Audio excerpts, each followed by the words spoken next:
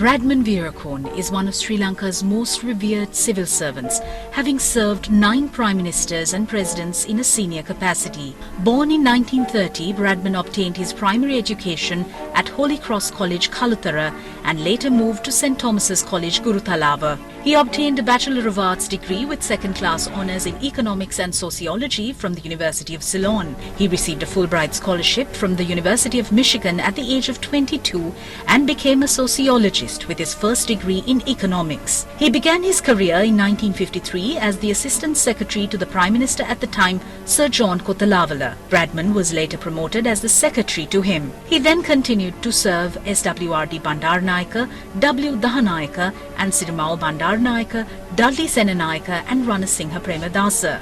Bradman served as the Presidential Advisor on International Affairs to former Presidents Premadasa and Vijay Tunga. He also served as the government agent of Batticaloa and later Ampara in 1970. In 1976, Bradman served as the Secretary General of one of the world's largest NGOs named International Planned Parenthood Federation. Bradman won international acclaim for his sensitive leadership as its Secretary General. Following that, he was appointed as the Permanent Secretary to the Ministry of Plantation by J.R. Jayawardena in 1977.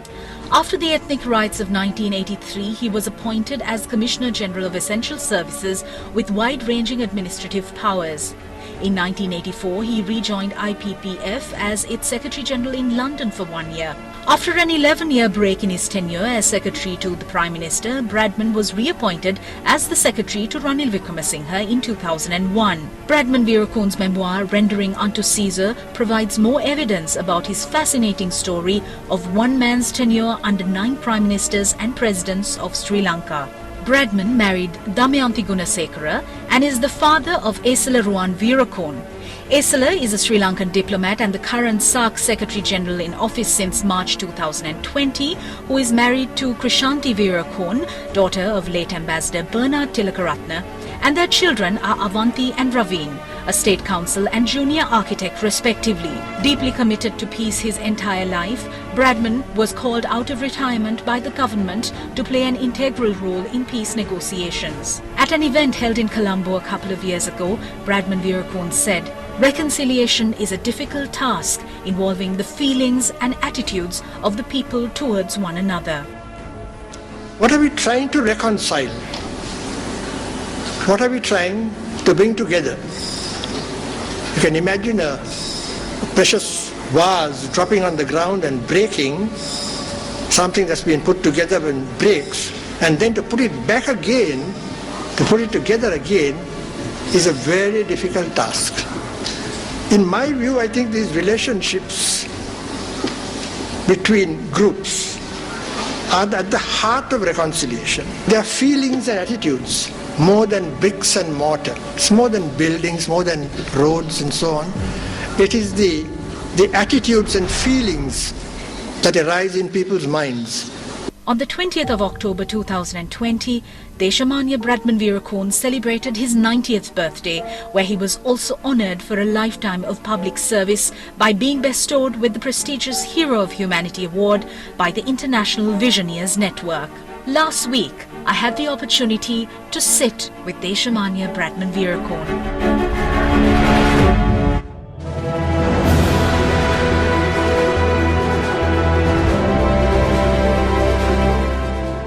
Hello and welcome. It was Rousseau who once said, "The strongest man is never strong enough to always be master unless he transforms his power into right and obedience to duty."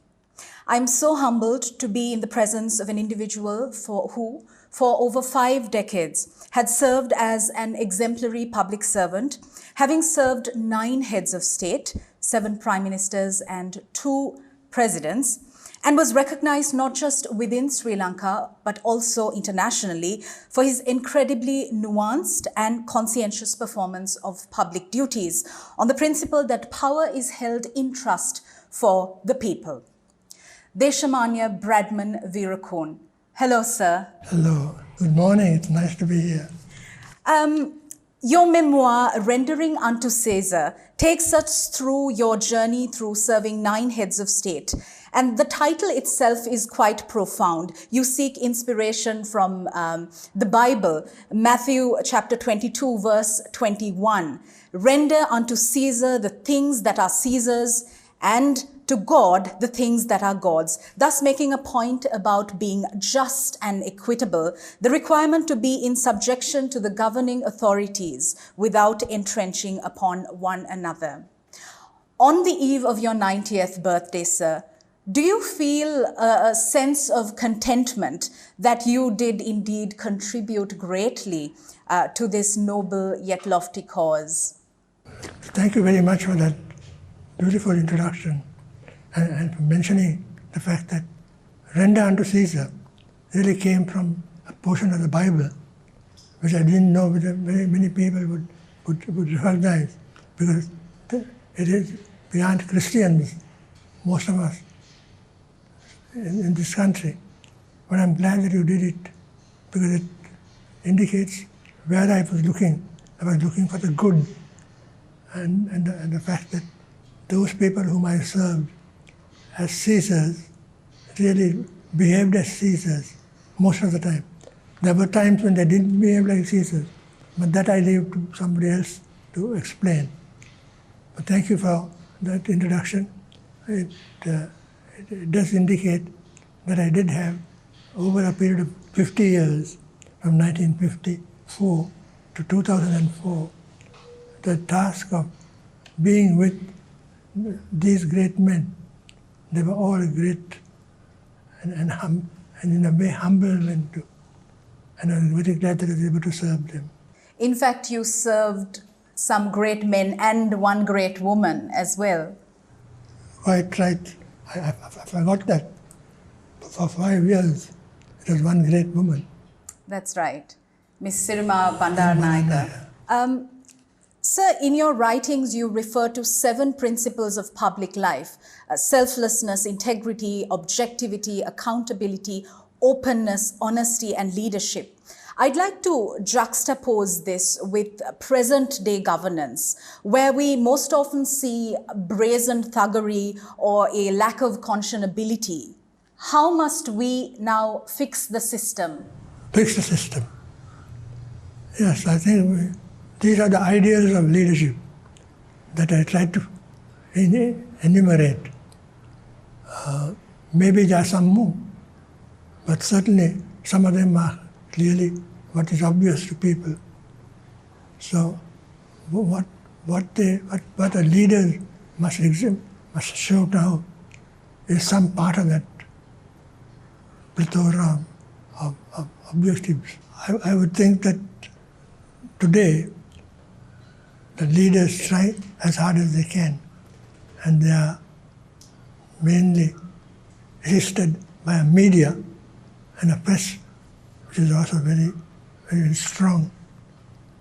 So it is rather difficult for a leader of today to completely come up to fulfillment of all the ideals and objectives of leadership. But they try, and I'm sure that most of them carry with them the thought that we must try as hard as we can to achieve what we plan to do. Sir, you just received a Lifetime Achievement Award as a hero of humanity on the eve of your 90th birthday.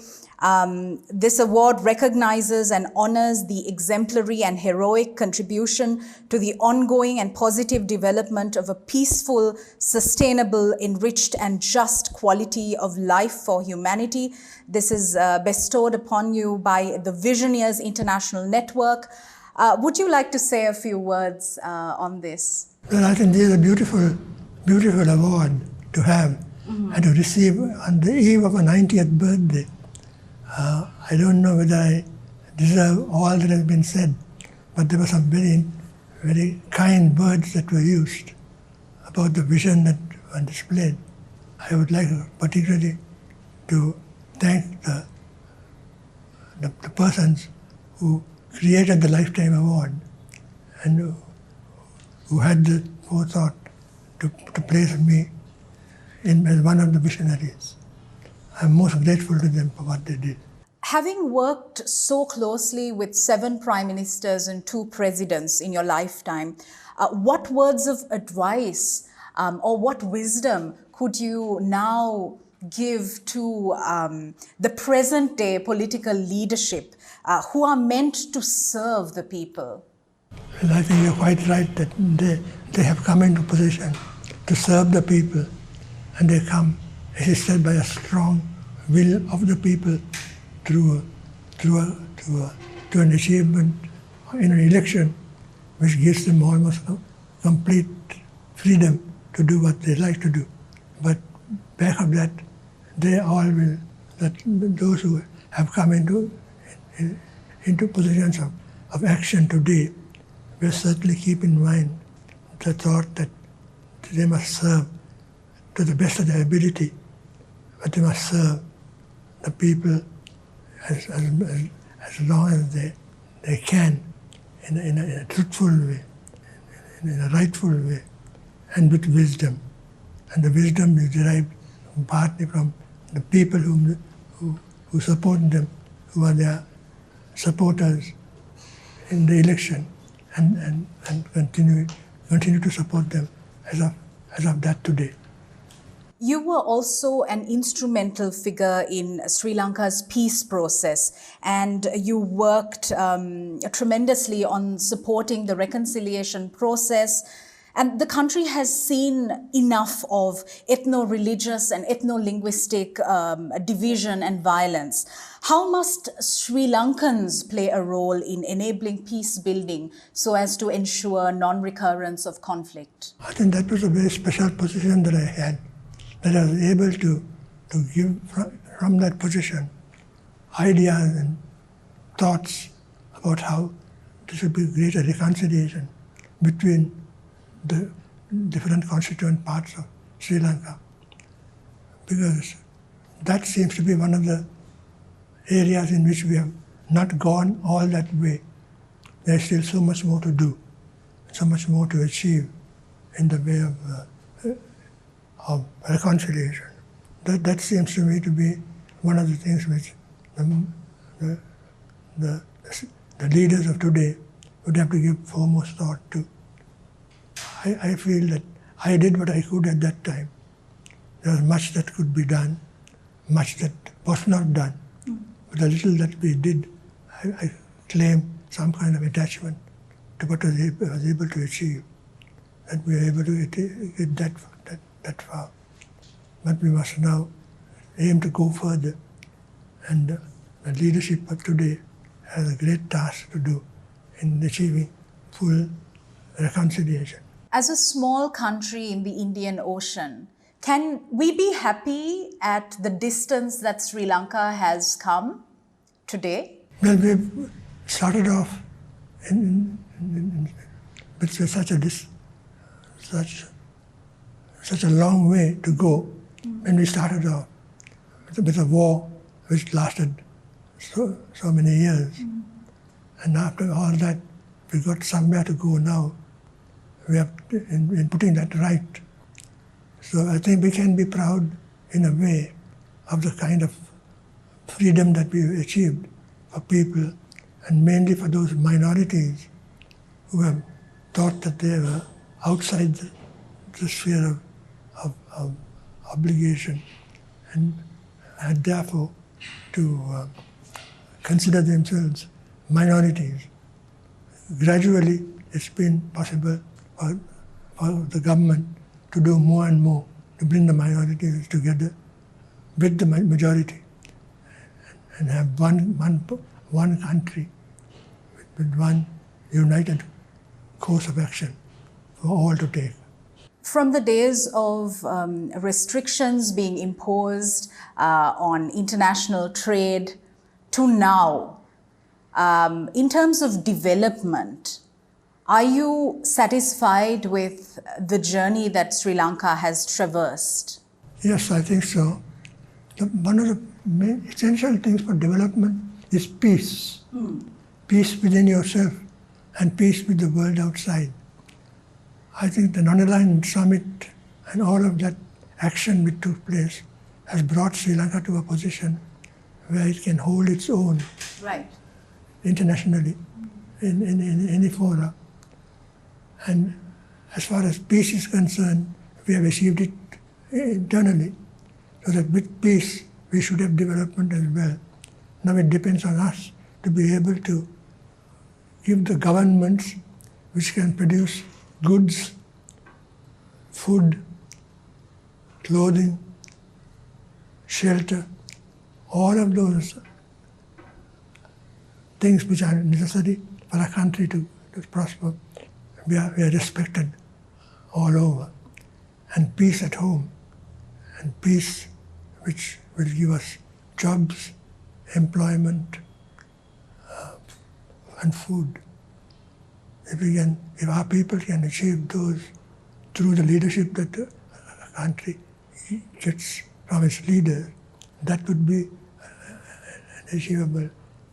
That would be something worth achieving.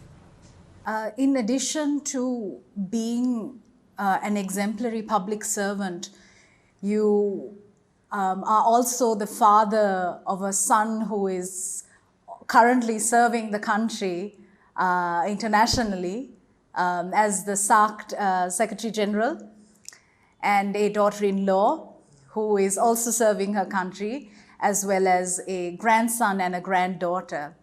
Would you say you are a happy man? Oh, I'm an extremely happy man.